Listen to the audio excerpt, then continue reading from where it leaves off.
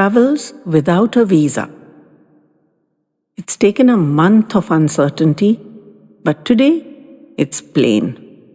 Once again, my visa has not been endorsed. My open-dated departure ticket will have to wait. People younger and fitter and far less prepared than I get on-the-spot emergency tickets and visa clearance and check out in the blink of an eye. And here I am ready and still waiting year on year. My wife has left. Even 2 of my sons have gone. At 91 years of age, one has outlived most of the acquaintances of one's life. Memories, even happy ones, are frustrating because there's no one to share them with, no one to whom they mean as much. Captain sir, Captain sir!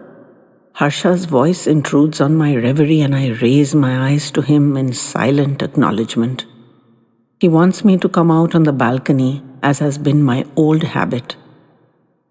But the shift to Veera's house in Goa has been exhausting, and it has taken time for me to recover. My 2 attendants, Harsha and Sheila, have been tireless in their care. Veena, my daughter, and all her family have also been loving and attentive. This new doctor, Lazarus, what a magnificent name for a doctor.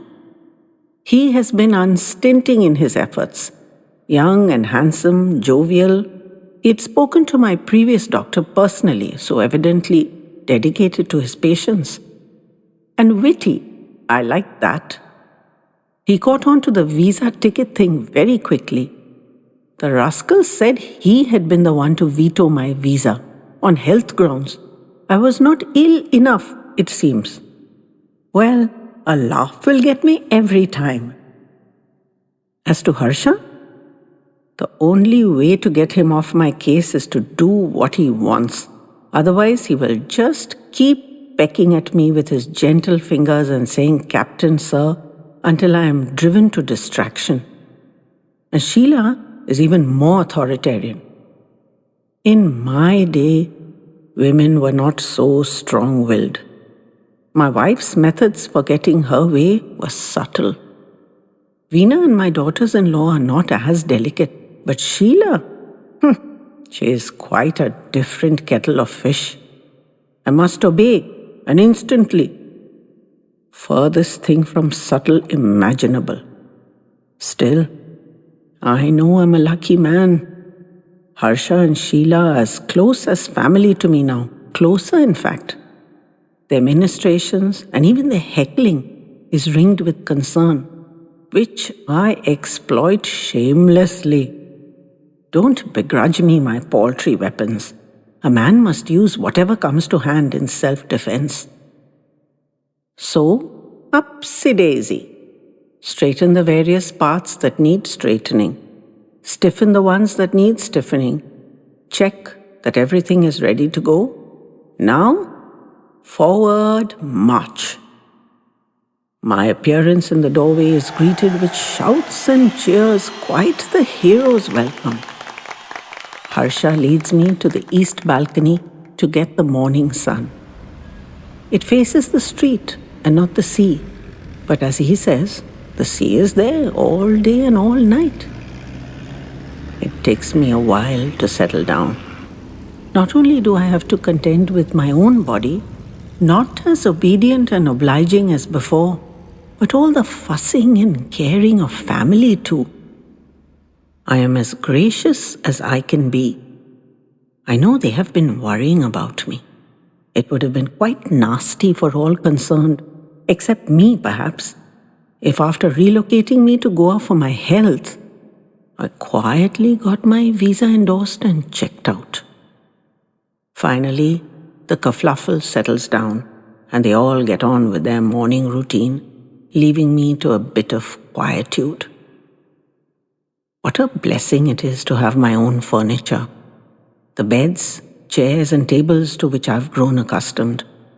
They fit their bumps and dips to mine in a most comforting fashion. Even their discomforts are familiar. I find myself stroking the arm of my chair lovingly, as if it were a long-lost friend. Its familiar lines really are pacifying. Everything is so new in Veena's house, including the people. The Veena I know well is a young strip of a girl, not this bustly grandmother.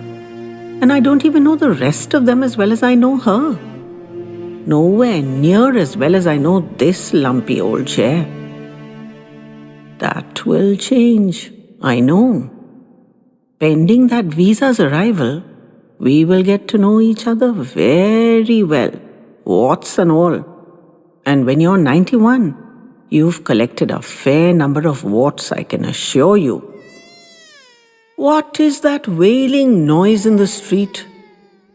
Oh, it's a child. A group of children waiting for their school bus. 2 different schools, it seems, from their uniforms.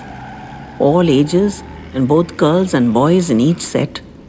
It's one of the little ones who has set up the caterwauling, and the tyke has worked up the whole toddler group, and now there's a mass of wailing babies. Mothers trying to calm them down and wiping snotty noses. They seem to be going off to school younger and younger these days. At 2, I'm told. What can one teach a 2-year-old, did I hear you ask? Plenty, apparently. Sociable behavior, to begin with. Sharing your sandwiches and not demanding all the teacher's attention for yourself. Our boys went to school at 6, if I remember right.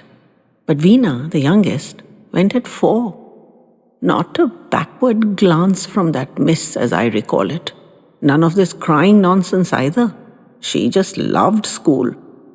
But then, she'd had the teachers eating out of the palm of her hand.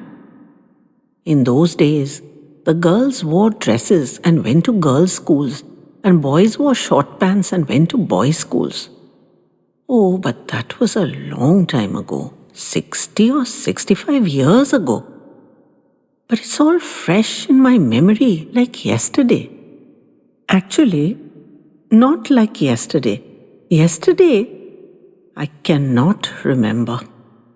Not what I ate or did or whom I met. Zilch, as they say nowadays. In our days, we said tabula rasa. I can still see Brown Sir wagging his cane desperately at us in new matriculation school. We had no interest in his useless Latin and Greek. We could hardly wait to burst out of his tiny classroom and its 3-to-a-bench confines and get on with the far more important business of making our way home.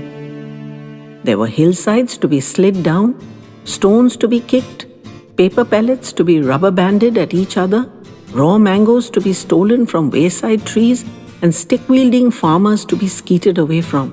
5 days a week, 1 hour each way, rain or shine, with our khaki satchels bouncing on our backs, and no one ever grumbled about any of that. It was the sitting in the classroom part that we all whined about. Me too, though my shameful little secret was that I loved the studies and hated the cricket. I was at pains to prevent my friends from getting to know this. And every term, when I ranked first in class, I played it down as best I could. I made a huge show of my enthusiasm for cricket, but I was so utterly hopeless at it that no one ever wanted me on their team. So I mercifully escaped that torture while making noisy protestations about always being left out.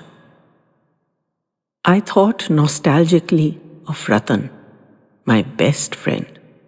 Got his visa and boarded his flight must be 20, 30 years ago. He was tops in everything involving muscles, useless from the neck up. So dramatic the way we became friends. He was new to our school, and no one likes an oversmart new boy, but his mastery of cricket made him universally admired. I'd watched him in awe. If only I could have just a fraction of that ability. But it was like wishing for the moon.